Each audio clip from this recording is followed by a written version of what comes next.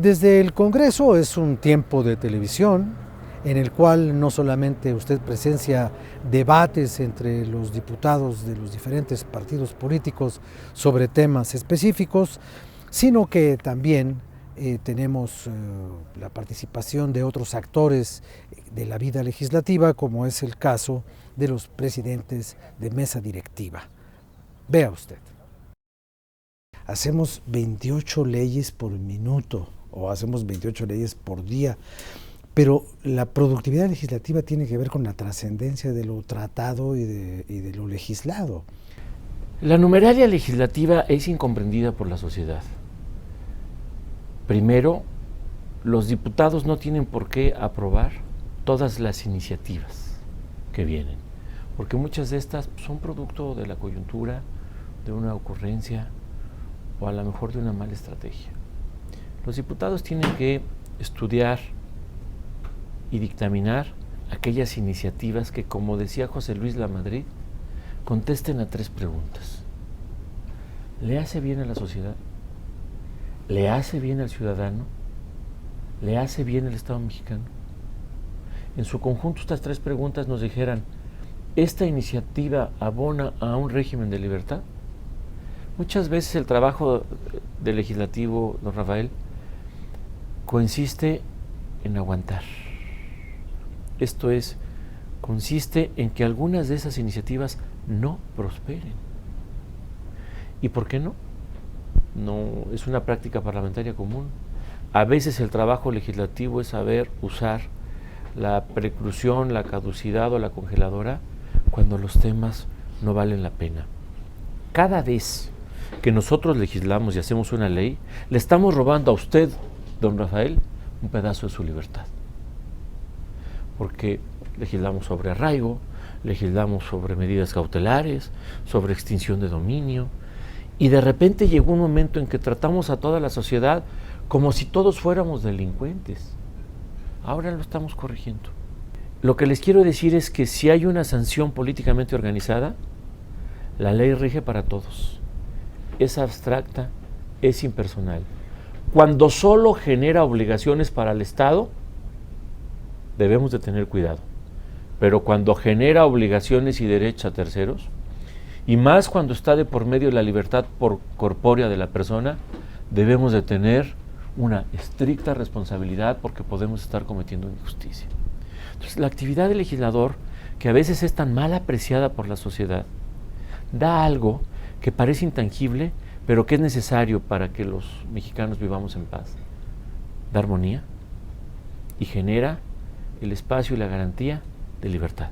No habrá ley, no habrá código electoral, no habrá código penal, no habrá código fiscal suficiente si los ciudadanos no tenemos la actitud de cumplir con la ley.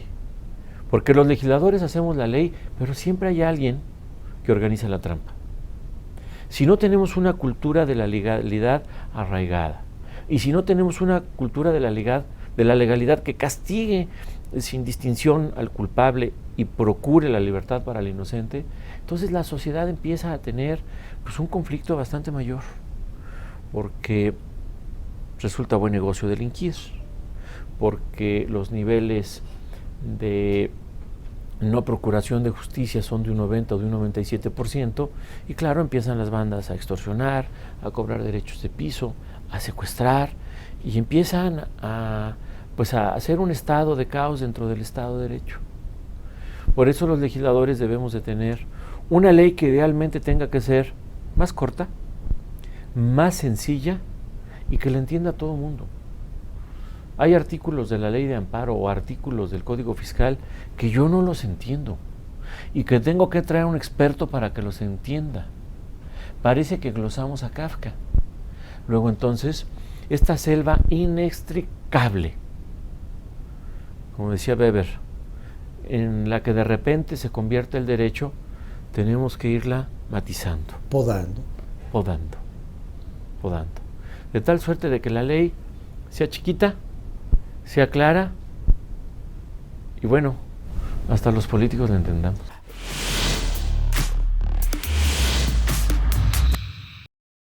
empezaría por preguntarles cómo mira el Congreso la Cruzada Nacional contra el Hambre. Diputado. Bueno, nadie podría en su sano juicio cuestionar el que un gobierno diseñe y ejecute políticas públicas para darle la mano a quienes se han quedado históricamente atrás, a los más pobres, a quienes sufren las carencias más elementales en términos de alimentación, de salud. Pero lo que nosotros hemos planteado desde que se presentó el programa es una preocupación de que se utilice con fines políticos, y lo que en su momento era solo una preocupación se ha convertido lamentablemente en una realidad. Hemos escuchado una serie de audios de funcionarios del gobierno federal, de la Secretaría de Desarrollo Social, frases lamentables como el que en los adultos mayores hay una mina de oro en términos políticos. Nuestro llamado es a la seriedad, a que por supuesto trabajemos por combatir la pobreza, por ayudar a los más pobres, pero también a que se respete la dignidad de las personas y que no se lucre políticamente con estos programas. Lo invito a que nos acompañe, a que siga usted con nosotros en este resumen de las actividades legislativas en la serie desde el Congreso, aquí desde la Cámara de Diputados en San Lázaro. El sistema bancario de México es un sistema bancario sólido. Un indicador de esa solidez es que el 2.6% es el indicador de morosidad, lo que quiere decir es que tiene un movimiento y una solidez. Pero además habría que mencionar que hay una problemática, por ejemplo, cuando hablamos de la mediana empresa, las pymes, que aportan el 74% de los empleos, solamente tienen acceso a un 15% de los créditos. Ahí hay algo que corregir. Pero también otro indicador que nos puede ayudar a ver esta problemática es, por ejemplo, el nivel de crédito interno. Representa para México alrededor del 26% del PIB, del Producto Interno Bruto. En el caso de Brasil y de India, representan casi el 50%. Chile llega a alcanzar hasta el 100% de su Producto Interno Bruto.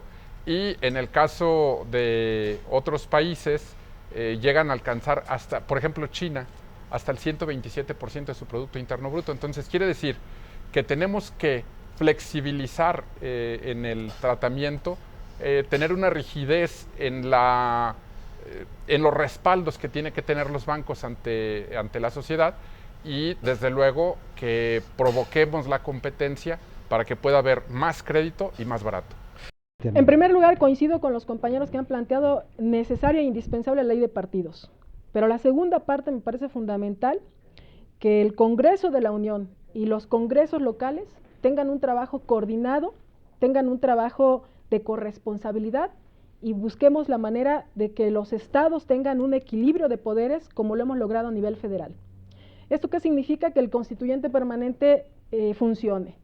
El constituyente permanente es una caricatura en este momento en donde nosotros hacemos reformas constitucionales en el Congreso de la Unión y le enviamos a los congresos locales a que digan sí o no a alguna reforma fundamental o importante que estamos discutiendo. ¿Esto en qué demerita el trabajo de los legisladores locales? En mucho, porque si los legisladores locales no se involucran en la discusión de los asuntos importantísimos que se llaman estructurales y que tienen mucho que ver con la reforma política a nivel federal, pues simplemente a nivel local no pareciera importante que la cuestión de la democracia se consolida a partir de tener el ejercicio del equilibrio del poder hacia el Ejecutivo. Y entonces vienen las acusaciones de parte del ámbito federal de que si los diputados locales están siendo cómplices de los gobernadores para hacer cosas indebidas y que no haya rendición de cuentas o que haya opacidad, y de ahí viene la tentación muchas veces del asunto, por ejemplo, vamos a poner un asunto específico que se planteó al principio por el diputado, el asunto de los institutos electorales. Vamos a desaparecer los institutos electorales porque pues mejor funciona el federal y tenemos mayor control en el federal. Que no se puede hacer ninguna reforma educativa, que no se puede cambiar el modelo educativo con una simple reforma constitucional. Lo planteamos en la tribuna del Senado de la República. Se necesita hacer un gran diagnóstico de cómo está la situación educativa del país. Se tiene que hacer una revisión exhaustiva para ver si el producto que está arrojando en cuanto al tipo de educando el sistema educativo nacional es el que requiere el país, el que queremos. para acabar con la inseguridad, para acabar con el conformismo del mexicano, para acabar con tantas situaciones que hoy azotan a este país. Es decir, el sistema educativo nacional cumple un objetivo. Habría que ver si ese objetivo se está cumpliendo, es decir, si los mexicanos que están saliendo del sistema educativo son los que se requieren para transformar la sociedad. Entonces eso solo te lo da un diagnóstico.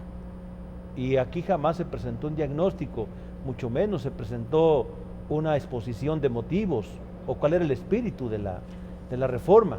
Entonces, en ese sentido, nosotros discutimos, sobre todo con los compañeros del Pacto por México, que no se podía, no se debía, porque se iba a trastocar lo que es el espíritu del tercero constitucional en cuanto a rectoría educativa.